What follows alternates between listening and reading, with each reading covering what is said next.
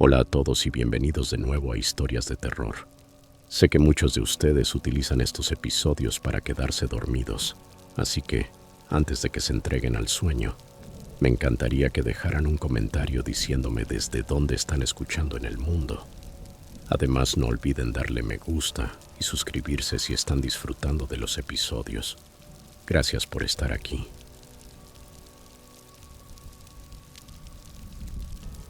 Historia 1. Apenas había pasado la medianoche cuando conducía de regreso a casa después de un largo turno en el restaurante. Las carreteras rurales del norte del estado de Nueva York estaban envueltas en una oscuridad absoluta, de esa que hace que los faros apenas logren perforar el vacío. Mi viejo Honda Civic traqueteaba sin descanso, y el sonido estático de la radio chisporroteaba, ya que en esa zona no hay señal alguna. Estaba agotado. Los párpados me pesaban, pero solo deseaba llegar a casa, meterme en la cama y borrar el día de mi memoria. El GPS era mi única guía, con su voz robótica anunciando: gire a la izquierda en 500 pies. Le seguí sin cuestionarlo. Gran error. De pronto el aparato volvió a hablar: gire a la derecha en camino sin nombre. Fruncí el ceño. Camino sin nombre. No veía más que árboles y grava. La pantalla parpadeó, mostrando una línea roja irregular que se desviaba hacia la nada. Reduje la velocidad, intentando distinguir algo entre la negrura. Efectivamente, había una senda de tierra apenas lo bastante ancha para mi coche, que se adentraba serpenteando entre los árboles. Dudé unos segundos, pero el cansancio me nublaba el juicio. «Está bien», murmuré girando el volante. El camino era terrible, lleno de baches. El coche saltaba sobre piedras y raíces mientras las ramas rozaban los costados como uñas arañando la pintura. La pantalla del GPS se apagó. Luego parpadeó, recalculando una y otra vez. Solté una maldición y traté de dar la vuelta, pero el sendero era demasiado angosto. Entonces, con un golpe seco, el coche se sacudió y se detuvo. El motor tosió un par de veces y murió. Giré la llave. Nada. Un silencio absoluto, roto solo por el leve tic-tac del motor enfriándose. Saqué el teléfono, sin señal. Por supuesto, estaba en medio de la nada, rodeado de un bosque denso y sin idea de dónde me encontraba. Aún así, marqué a asistencia en carretera, y por algún milagro, la llamada se conectó. La operadora me dijo que una grúa llegaría en aproximadamente una hora. Una hora entera. Cerré las puertas con seguro. Me recosté en el asiento e intenté mantener la calma. El bosque estaba inquietantemente silencioso. No se oían grillos ni búhos, solo un silencio pesado que me erizaba la piel. Fue entonces cuando lo escuché. Un crujido, como un paso sobre hojas secas. Levanté la cabeza de golpe, mirando por las ventanas. Nada, solo oscuridad. Otro crujido, esta vez más cerca, del lado del pasajero. Mi corazón comenzó a latir con fuerza. Tomé el teléfono con manos temblorosas, encendí la linterna y apunté hacia afuera. El haz de luz iluminó ramas retorcidas y maleza, pero nada más. Me obligué a pensar que sería un animal, un ciervo quizá, pero luego volvieron los pasos, lentos y medidos, rodeando el coche. Me quedé paralizado, aferrado al volante. Los pasos se detuvieron justo detrás del maletero. No me atreví a mirar. Sentí como mi respiración se entrecortaba al oír de nuevo ese sonido. Crunch, acercándose al lado del conductor. Apreté el teléfono, dispuesto a marcar al 911, pero la señal había desaparecido. Los pasos se detuvieron y una sombra se movió justo fuera del alcance de los faros. Entrecerré los ojos tratando de distinguir algo, cuando de pronto un rostro apareció pegado a la ventanilla. Grité, casi dejando caer el teléfono. Era un hombre, demacrado, con el rostro pálido y cubierto de tierra. Sus ojos se veían desorbitados, hundidos, como si no hubiera dormido en días. Presionó las manos contra el vidrio. Los nudillos estaban agrietados y ensangrentados. «Por favor», susurró con voz ronca, apenas audible pero desesperada. «Necesito ayuda. Ábreme, por favor». El corazón me martillaba el pecho, tan fuerte que pensé que se me saldría. ¿Quién eres?, grité sin moverme ni un centímetro. Estoy perdido, contestó con la voz quebrada. Llevo días aquí fuera. Necesito ayuda. Por favor. Golpeó la ventana con más fuerza, dejando manchas de tierra y sangre. Sus ojos se clavaron en los míos, suplicantes, pero había algo extraño en ellos. Eran demasiado abiertos, demasiado vacíos. Aléjate, grité con voz temblorosa. Ya pedí ayuda. Vienen en camino. No me escuchó. Continuó golpeando el vidrio, sus puños resonando contra el coche. Abre la puerta, insistió. No voy a hacerte daño. Solo necesito salir de aquí. Su voz sonaba desesperada, casi frenética, pero había algo más en ella, una nota grave y gutural que me revolvió el estómago. Intenté marcar de nuevo a asistencia en carretera, pero la pantalla del teléfono se había congelado. El hombre dejó de golpear y apoyó el rostro contra el cristal, su aliento empañando el vidrio. Ellos están ahí fuera, susurró con los ojos moviéndose de un lado a otro hacia el bosque. Nos están observando. ¿Quiénes?, balbuceé con la garganta seca. No respondió. Simplemente se quedó mirándome, los labios temblando. De repente retrocedió unos pasos, girando la cabeza bruscamente como si hubiera escuchado algo. Seguí su mirada, pero no vi nada más que oscuridad y árboles. Murmuró algo que no alcancé a entender y, sin previo aviso, salió corriendo hacia el bosque, desapareciendo entre las sombras. Me quedé inmóvil, temblando, con las manos apretadas sobre el volante. El silencio volvió, más denso, más opresivo que antes. Sentía cómo el aire parecía espesarse dentro del coche. Mis ojos no se apartaban del punto donde el hombre había desaparecido, esperando o temiendo que regresara. Los minutos pasaron lentos, quizá 10, tal vez 20. Entonces el teléfono vibró, haciéndome saltar del susto. Era el conductor de la grúa. «Estoy a 5 minutos de distancia», dijo. «¿Estás bien?» No supe qué contestar. Cuando finalmente las luces del camión atravesaron la espesura, casi rompí a llorar de alivio. El conductor, un tipo corpulento llamado Mike, enganchó mi coche y me preguntó qué había pasado. Le conté todo. El hombre, los pasos, los golpes en la ventana. Frunció el ceño y apuntó su linterna hacia el bosque. «Por aquí no hay nadie», murmuró.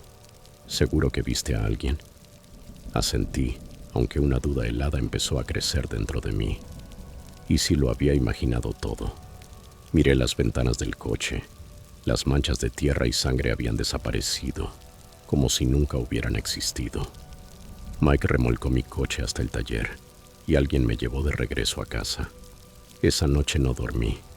Cada crujido del suelo, cada ruido del viento me hacía saltar del miedo. En cada sombra creía ver aquel rostro demacrado pegado al vidrio. A la mañana siguiente busqué en internet reportes de personas desaparecidas por la zona. Ninguno coincidía con la descripción del hombre, pero encontré algo que me heló la sangre, un hilo en un foro sobre ese mismo tramo de carretera. Varios conductores contaban que su GPS había fallado allí, guiándolos hacia caminos sin nombre. Uno juraba haber visto una figura entre los árboles observándolo. Decía que sintió como si el bosque mismo estuviera vivo, esperando. Ya no conduzco por esa ruta. Prefiero tomar las carreteras principales, aunque me lleve más tiempo. Pero a veces, cuando estoy solo por la noche, todavía escucho ese sonido. Un leve crunch como pasos sobre hojas secas, justo afuera de mi ventana. Historia 2. Mantuve el dormitorio completamente a oscuras aquella noche de martes a mediados de septiembre. Eran las 2:13 de la mañana. Lo recuerdo con claridad porque los números rojos del reloj despertador proyectaban su brillo sobre la pared. Mi beagle Reggie levantó la cabeza desde el pie de la cama. Al principio solo olfateó el aire, con las orejas inclinadas hacia adelante. Luego un gruñido profundo brotó de su garganta. Reggie casi nunca gruñe dentro de la casa. Vivimos en una vivienda de una sola planta, en una calle tranquila donde el sonido más fuerte durante la noche suele ser el de una motocicleta que pasa a lo lejos. Le susurré que se calmara, pero me ignoró. Su mirada seguía fija en la ranura donde la puerta del dormitorio encajaba con el marco. El gruñido creció hasta hacer vibrar el colchón. Pensé que quizá un mapache se movía por la canaleta afuera. Puse una mano sobre su lomo y sentí los músculos tensarse. Decidí que sería más seguro dejarle investigar más tarde. Lo callé de nuevo. Solo cuando el amanecer se filtró entre las cortinas el gruñido cesó. La noche siguiente Reggie me despertó a la misma hora, 2:13 de la mañana. De nuevo, ese sonido bajo de advertencia. Esta vez estaba de pie, con la cola rígida y el hocico apuntando hacia la puerta. Mi corazón golpeaba con fuerza, pero traté de convencerme de que era pura coincidencia. Los perros perciben cosas que nosotros no. Aún así, la repetición me inquietó lo suficiente como para mantener la lámpara encendida hasta el amanecer. La tercera noche fue imposible ignorarlo. El reloj interno de Reggie sonó puntual. Antes de que pudiera encender la luz, su ladrido rompió el silencio. Me levanté de la cama, tomé la linterna de aluminio que guardo sobre la mesita y pegué el oído a la puerta. No escuché nada, ni viento, ni pasos, ni siquiera un coche lejano. Sin embargo, el cuerpo del perro temblaba contra mi pierna como un resorte a punto de soltarse. Empujé la puerta unos centímetros. Reggie se coló por la abertura y caminó por el pasillo. Sus uñas repiquetearon sobre el suelo laminado hasta detenerse en la entrada del salón. Lo seguí, con el haz de luz temblando en mis manos. Reggie permanecía inmóvil, con el cuerpo bajo y la vista fija en la esquina del fondo, donde el mueble del televisor se unía con la pared. Aquel rincón estaba vacío, solo un montón de revistas y la puerta del armario de los abrigos. Moví la linterna de un lado a otro. Nada se movía. Estaba a punto de suspirar de alivio cuando Reggie ladró con fuerza. Bajé la mirada y lo vi. Una huella, un solo pie, del talón izquierdo a la punta del derecho, marcada sobre el suelo claro, como si alguien hubiera pisado tierra húmeda antes de entrar. La marca se veía reciente, con pequeños granos de tierra alrededor.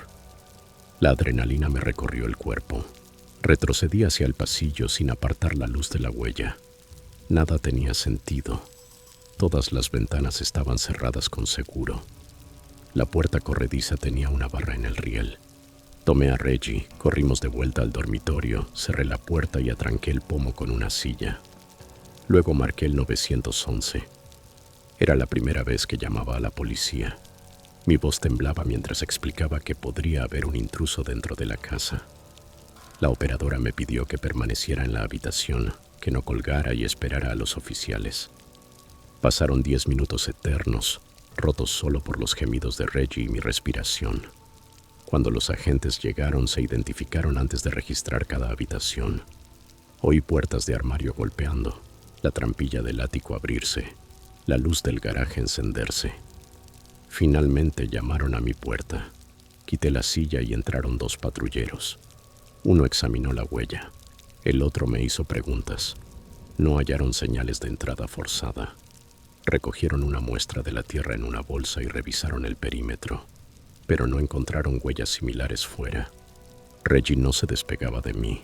Seguía gruñendo cada vez que uno de los policías se acercaba a la esquina del salón. Se marcharon alrededor de las 4 de la mañana, recomendándome instalar una cámara y llamar de nuevo si algo más ocurría. No dormí. Me quedé sentado en la cama, con la linterna erguida como una vela, atento a cada tic del reloj. Al día siguiente compré una cámara con sensor de movimiento y la coloqué apuntando al salón. Aspiré y fregué todo el suelo, hasta eliminar el más mínimo rastro de polvo. Esa noche intenté mantener la calma. Cerré cada entrada con doble seguro, aunque la ansiedad me obligó a dormir con los zapatos puestos. A las 2:13 de la mañana, el gruñido de Reggie volvió a llenar la habitación. Sentí el estómago caerme. Un segundo después el teléfono vibró. Movimiento detectado. Sala de estar. Abrí la notificación. La transmisión estaba oscura, pero no vacía. En la esquina superior izquierda, una silueta difusa, casi del tamaño de una persona. Se deslizó por el encuadre y desapareció. La imagen se congeló 3 segundos antes de reanudarse, mostrando solo los muebles. Esta vez no abrí la puerta. Llamé otra vez al 911, la voz apenas un susurro. La operadora reconoció mi dirección antes de que terminara de deletrearla. Los oficiales llegaron más rápido, pero el resultado fue el mismo. Ningún intruso, ningún daño, ninguna explicación. Solo otra huella de tierra, esta vez más cerca del pasillo. La policía insinuó que quizá estaba sonámbulo o inventando la historia, pero yo sabía lo que había visto en la cámara, aunque el video ahora mostrara estática justo donde apareció la silueta. Les envié el archivo igual, aunque parecía dañado. Pasé el día siguiente en una ferretería, comprando cerrojos, sensores para las ventanas y focos adicionales. Un técnico me ayudó a reiniciar el sistema de cámaras. Al caer la tarde, cada puerta brillaba con acero nuevo y Reggie llevaba un collar con GPS por si algo lo hacía huir. Esa noche la tensión me apretaba el pecho mientras el reloj se acercaba a las 2:13. Reggie dormía a mi lado, respirando con calma. Yo miraba el techo, esperando. Cuando la manecilla alcanzó la marca, el silencio duró 10 segundos, 20, 30. Ningún gruñido. Sentí un atisbo de alivio, pero enseguida sonó la alerta de movimiento, más fuerte que nunca. La pantalla del teléfono mostraba la cámara del salón. La imagen temblaba, como si alguien la estuviera sosteniendo. El ángulo se inclinó hacia el pasillo hasta que el lente se centró en el cuenco vacío de agua de Reggie. Luego la transmisión se volvió negra. Reggie se irguió de golpe, los dientes al descubierto. El gruñido retumbó con más fuerza que antes, pero provenía de detrás de nosotros, no de la puerta. Miraba el armario del dormitorio. Un golpe sordo resonó dentro, como si algo pesado se hubiera acomodado. Tomé la linterna y el teléfono. Avancé despacio hacia la puerta y giré el pomo. Reggie se lanzó primero. Lo seguí con el haz de luz moviéndose frenéticamente, solo para encontrar cajas apiladas y abrigos colgando. Nadie, pero en el suelo sobre la alfombra del armario había otra huella de tierra, con los dedos apuntando hacia la esquina donde dormía. Retrocedí, el corazón desbocado, y me encerré en el baño, la única habitación con puerta maciza y sin ventanas. Reggie se metió conmigo. Llamé por tercera vez a la policía y les dije que no saldría hasta que amaneciera y llegaran varias patrullas. Buscaron durante 2 horas, incluso con perros. Nada. No pudieron explicar ni las huellas ni las fallas de la cámara. Presenté un informe oficial y, al amanecer, me fui a casa de mi hermana al otro lado de la ciudad. Contraté a una empresa de seguridad para instalar un sistema completo de alarma. No hallaron cables defectuosos ni puntos ciegos. Sin embargo, sí descubrieron más huellas parciales cerca de las rejillas de ventilación y bajo la entrada al espacio de arrastre. Me niego a pasar otra noche en esa casa hasta saber de quién son esas huellas y cómo pueden aparecer sin emitir el más mínimo sonido.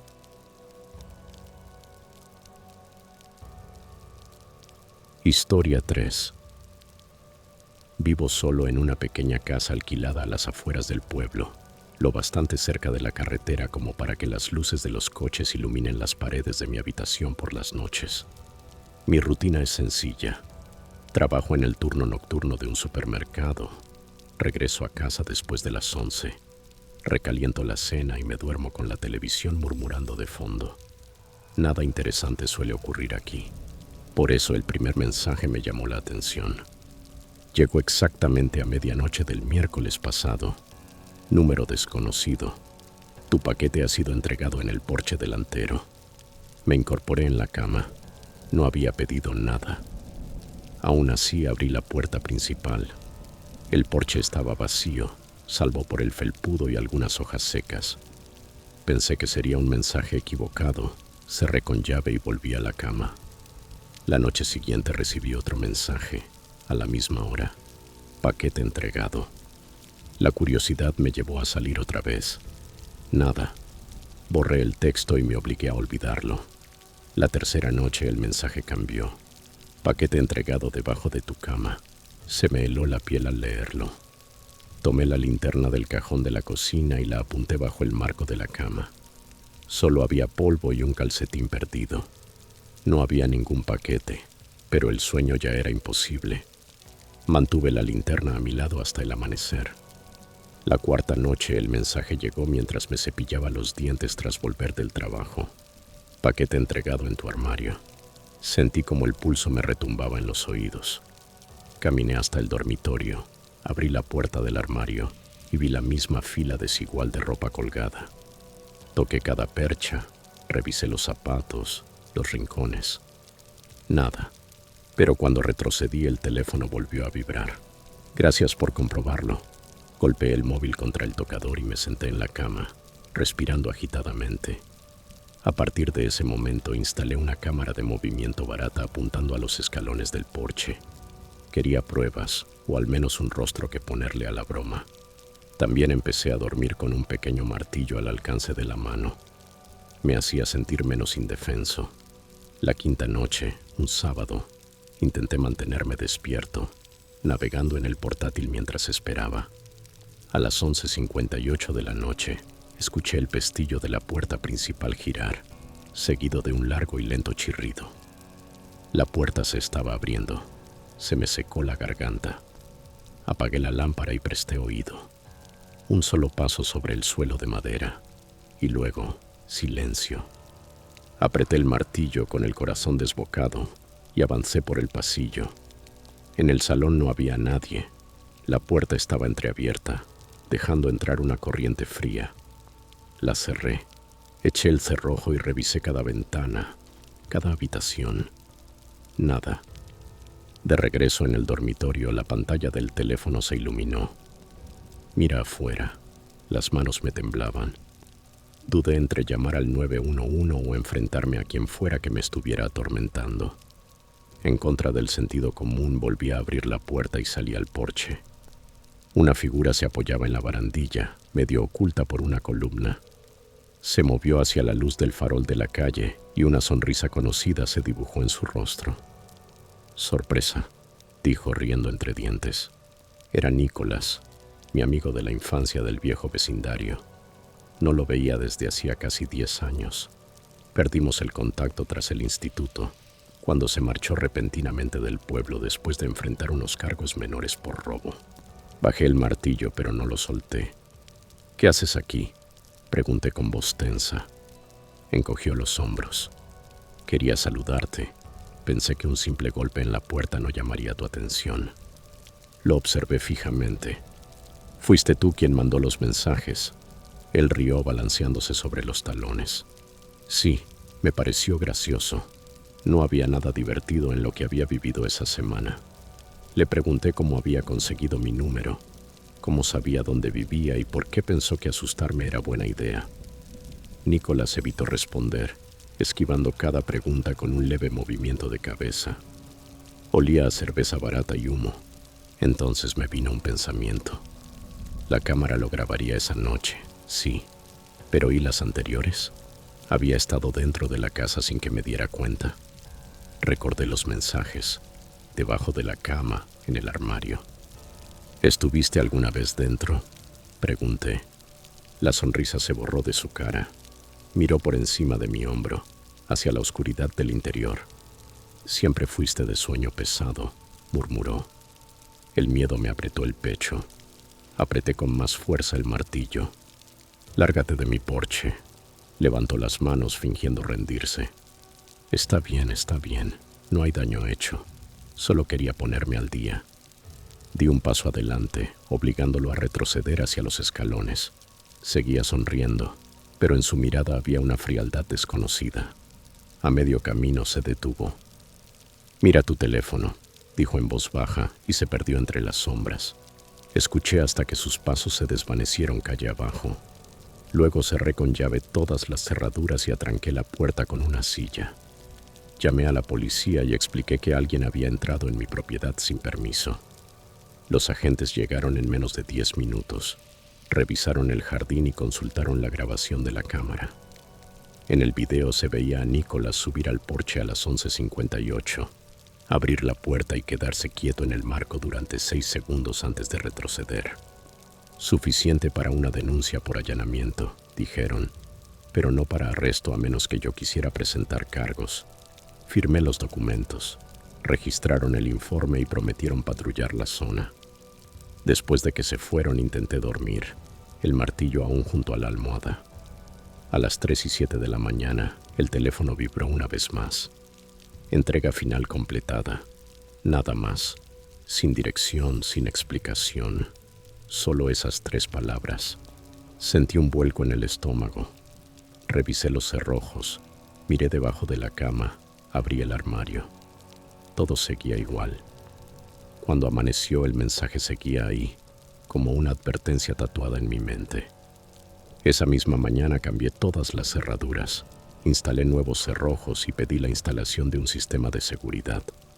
También contacté a algunos excompañeros del colegio. Uno de ellos me contó que Nicholas había sido arrestado el año anterior por irrumpir en el apartamento de una compañera de trabajo y esconderse allí mientras ella dormía. Le dieron 6 meses de libertad condicional y desapareció del pueblo poco después. No he vuelto a saber de él desde aquella noche.